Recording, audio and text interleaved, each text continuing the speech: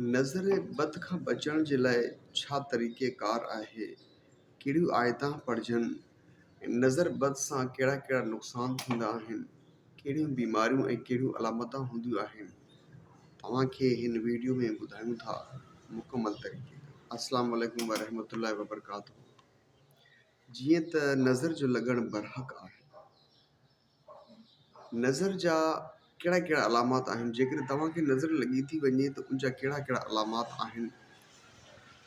सभ खां पहिरियों तव्हांखे मज़ो न ईंदो। तव्हां घर में हूंदो, तव्हांखे घर में मज़ो न ईंदो। तव्हां ॿाहिरि हूंदो, तव्हांखे ॿाहिरि मज़ो न ईंदो। हलंदे हलंदे कम में रुकावट थी वेंदी, तबियत में नाचाकी हूंदी, तबियत मज़ो न ॾींदी। उनखां अलावा अहिड़ा खोड़ सारा इशू पैदा थींदा।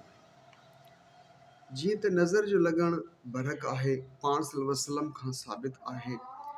जेकॾहिं तव्हांखे नज़र लॻी थी वञे ऐं इहे अलामात ज़ाहिर थियनि था त पोइ सुन्नत जे मुताबिक़, दीन इस्लाम जे मुताबिक़ उन मां जान छॾण जो छा तरीक़ेकार आहे? पाण सल्लल्लाहु अलैहि वसल्लम बि ईअं ई कंदा हुया।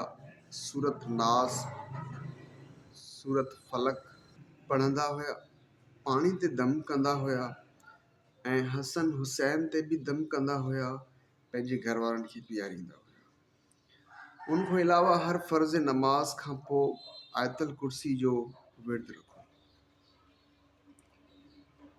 ही सुन्नत जे मुताबिक़ आहे।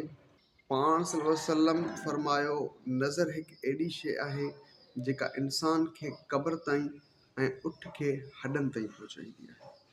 मिलंदासीं अॻी वीडियो में। तव्हांखे ॿुधाईंदासीं तव्हांजे कारोबार में रुकावट जे लाइ कहिड़ियूं कहिड़ियूं शयूं हुजनि जंहिंसां तव्हांजे कारोबार जी रुकावट ख़तमु थी वञे। घर में झेड़ो आहे, घरवारी में, मुड़ुस में झेड़ो आहे, औलाद नाफ़रमान आहे।